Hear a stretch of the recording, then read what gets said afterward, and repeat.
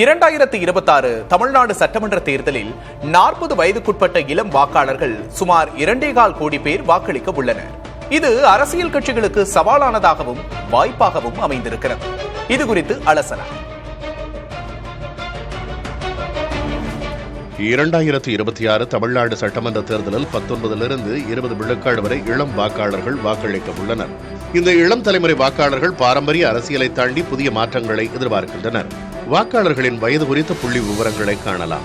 தமிழ்நாட்டில் 18 முதல் 19 வயது வரையிலான பிரிவில் இருக்கும் வாக்காளர்களின் எண்ணிக்கை 5,11,040.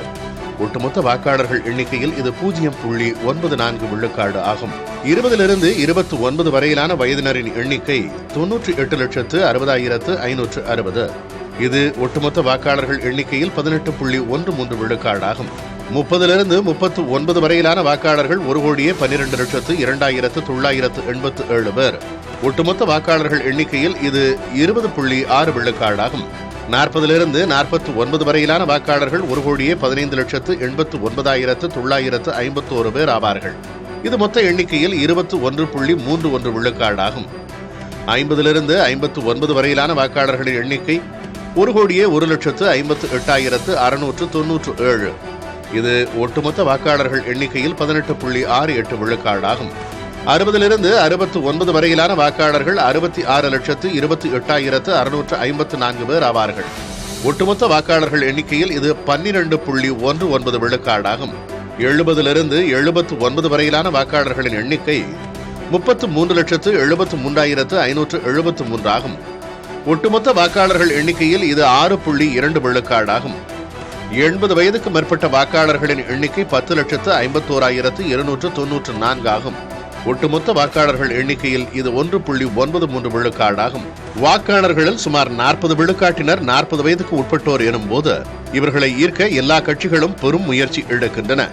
தமிழக வெற்றிக் கழகத்தின் நடிகர் விஜயின் வருகை திராவிட கட்சிகளுக்கு மாற்றாக ஒரு புதிய சக்தியாக இளைஞர்களிடையே பார்க்கப்படுகிறது.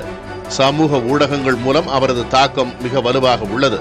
திமுக துணை முதல்வர் உதயநிதி ஸ்டாலின் தலைமையில் இளைஞரணி மன்றம் மற்றும் 234 தொகுதிகளிலும் கலைஞர் படிப்பகங்கள் மூலம் இளைஞர்களை ஈர்க்கிறது.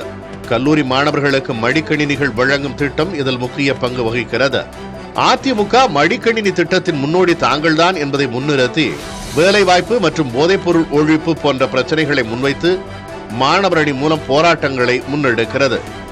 நாம் தமிழர் கட்சியின் சீமான், பாரதிய ஜனதா கட்சியின் அண்ணாமலை, பாட்டாளி மக்கள் கட்சியின் அன்புமணி ராமதாஸ் போன்றோரும் இளைஞர்களை கவர தனித்துவமான கொள்கைகளுடன் களம் இறங்கியுள்ளனர். 2026 தமிழ்நாட்டின் அரசியல் திசையை தீர்மானிக்கும் சக்தியாக இளைஞர் பட்டாளம் உருவெடுத்துள்ளது என்பது மறுக்க முடியாத உண்மை.